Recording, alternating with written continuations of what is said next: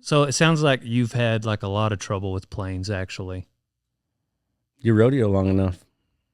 Have you like almost died in like multiple plane crashes? I have.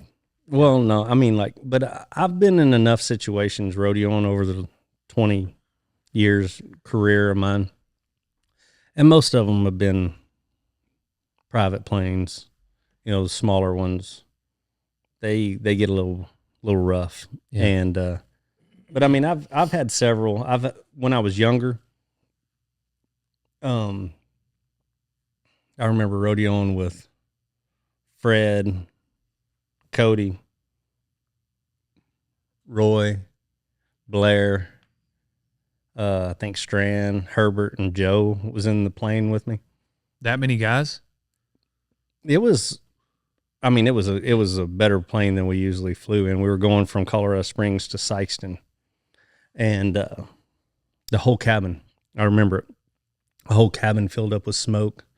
And well, it started at the very top. The top of the cabin started having a little bit of smoke in it, and then it just kept dropping and dropping until you had to get under it because it would burn your eyes. It was electrical fire is what it was. And he had to turn his instruments off, and it was night, and we couldn't land till we got there because inside around that area, you know, there's a lot of trees. And so that was one of the ones that once we landed, I wasn't getting back on for any amount of money.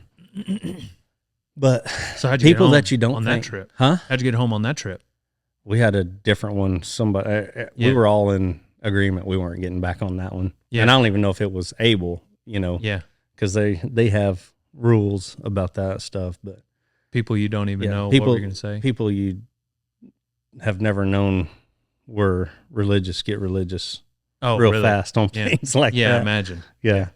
But yeah, if I not been blood-bought child of God, I don't think I'd have ever got another one. Yeah. But me and Patrick, we were flying back to the short route in Pendleton one year, similar story. This guy just turns around and says, "Hey, we got a problem." I'm like, don't start a conversation like that when you're in that high in the air. And he's like, "We're losing oil pressure."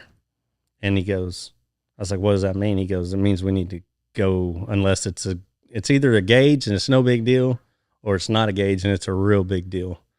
And he's like, "Well, I can turn around to Salt Lake and we can be there in 30 minutes, or I can go an hour the direction that we're going and we'll be closer to where we're going." And I was like, whatever's closest, we'll just do it.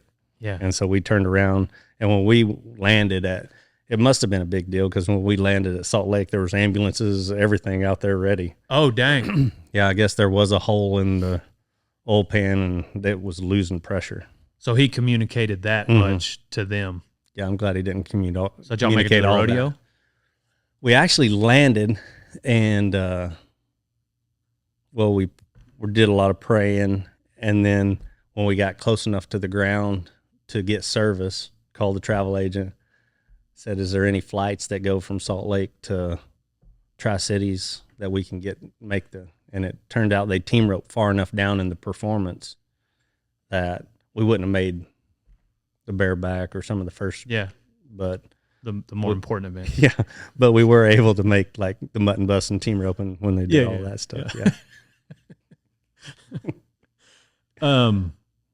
So we just jump off there and run over to the commercial deal, and it worked out good. But I was actually filming a reality show right then, and so they were waiting to watch us come in the airport anyway, and we're going to pick us up, and the camera crew had to put it in their hats on backwards to get there in time on that one. They made for good TV, I bet. Yeah.